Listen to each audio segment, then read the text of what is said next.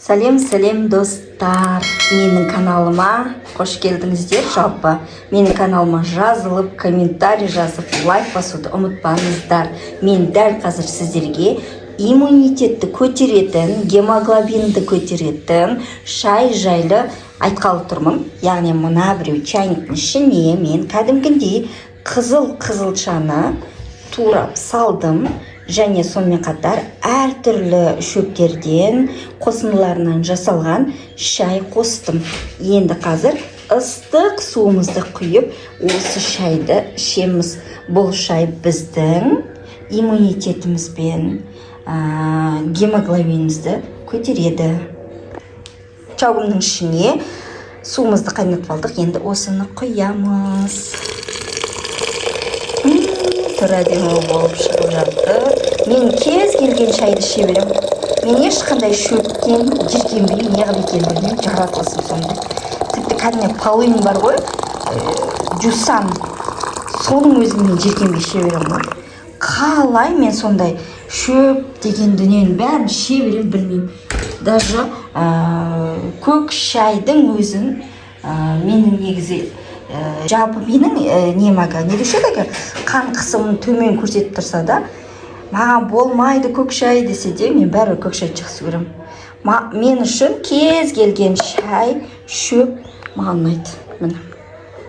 Қазір осыны ішеміз, кішкене бұғып тұрсын. 5-10 минут. Чайымыз дайындалып жатқан кезінде мен мына біреу стақан жайлы айтып кеттім кеп тұр. Мынау жалпы менің мамамның күрешкесі болатын. Мамам тірі кезінде осы күрешкемен шай ішкенді жақсы көретін. Мен осы күрешкені тастамай, міне мамамның қайтқан 10 жылдан асты, міне мен тастамай осыны қойып қойғанмын. Енді қазір осыны жуып жатырмын. Жаңа анада азилет сеуіп қойдым. Кішкене неше жыл болды ғой, қолданылмады. Сенсеңіздер де, сенбесеңіздер де, мамамның қайтқанына 10 жылдан асып кетсе де, мен осы күрешкені мен қолданбаппын.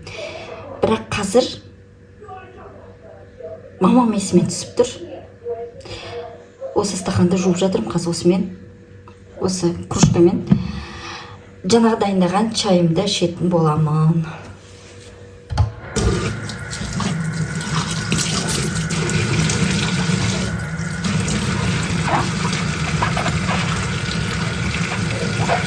Неше жыл қолданылмады ғой, енді жуғаным дұрыс шығар екен, тұрып сарғайып кетті.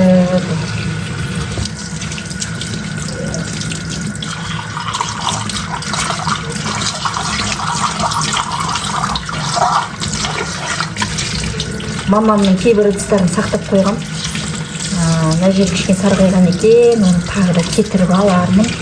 Қазір кетсе кетті, енді кетпесе тағы да тазартармын.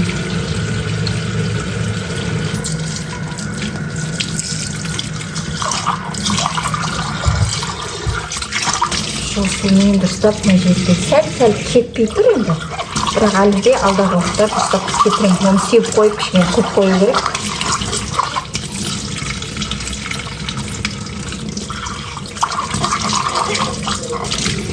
Осындай күрешке тап-таза болды. Ішіде қазір бұйырса осымен жаңағы дайындаған шөбімді ішемін.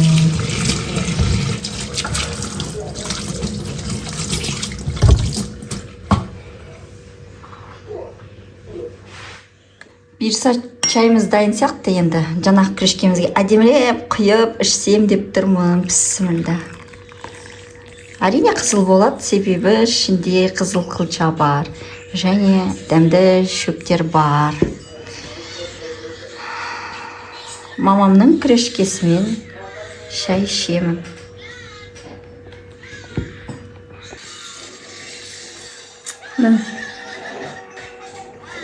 Түрі мынандай қызғылт.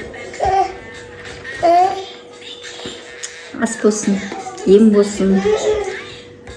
Жалпы ешкім ауырмай, ұзақ та бақытты ғұмыр кешсін деп тілеймін.